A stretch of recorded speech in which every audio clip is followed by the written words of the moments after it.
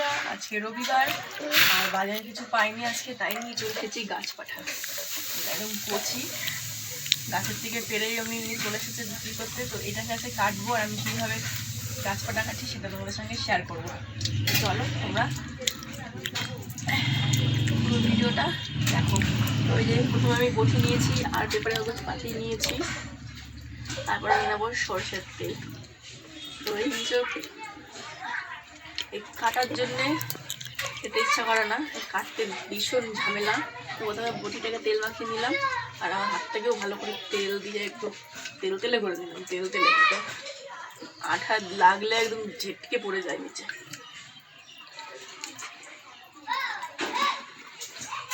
এটাকে বলি দেওয়া হবে। চলো, জয় মা কালী। ওয়াও, তো এই যে একটা তো এই যে কেটে নিলাম মাঝখান থেকে আদা ফালি। তো কচি আছে, একদম কচি দেখেই নিয়ে এসেছি। দেখো, তো আজকে ইঁচড়ের তরকারি রান্না করবো, পুঁই শাক করবো মাছের তেল দিয়ে।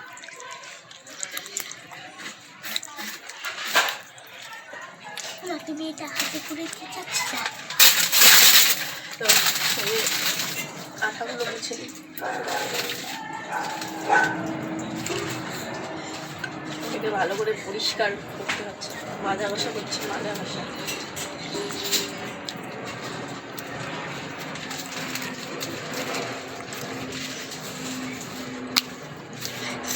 মুছে নিলাম কষগুলো, নাহলে এগুলোতেই আঠা হয়ে যাবে। ভালো করে ছাড়িয়ে নেব।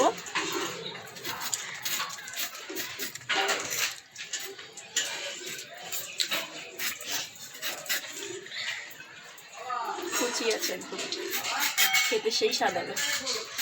তো আজকে বাজার করে চিংড়ি মাছ নিয়ে আসলাম, শুধু অন্য কোনো মাছ নেই। কালকে যেহেতু ভোটের রেজাল্ট হয়ে যাবে, তার জন্য বাজার ফাঁকা।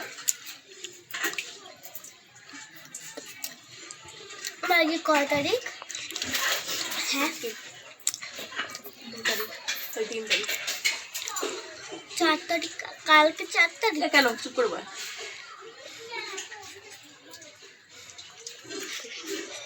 এটাকে এবার সুন্দর করে আমার ইচ্ছে মতন কেটে নেবো, পিস করে পাতলা পাতলা করে কাটবো, সেভাবে।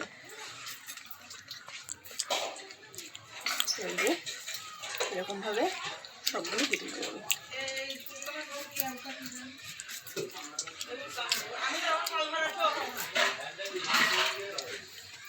তো চলো, টাটা।